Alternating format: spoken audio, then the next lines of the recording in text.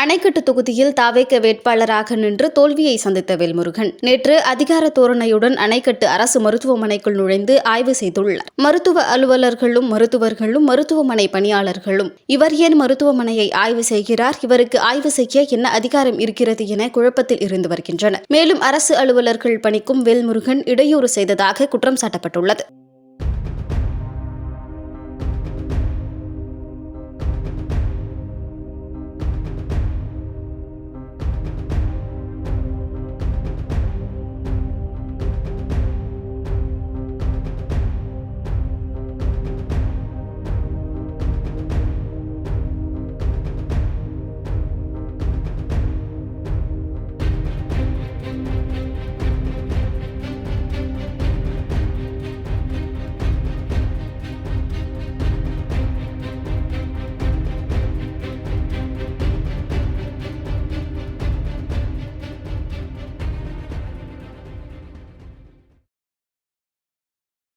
செய்திகளை உள்ளது உள்ளபடி தெரிந்து கொள்ள ரெஃப்ளெக்ட் நியூஸை சப்ஸ்கிரைப் பண்ணுங்க.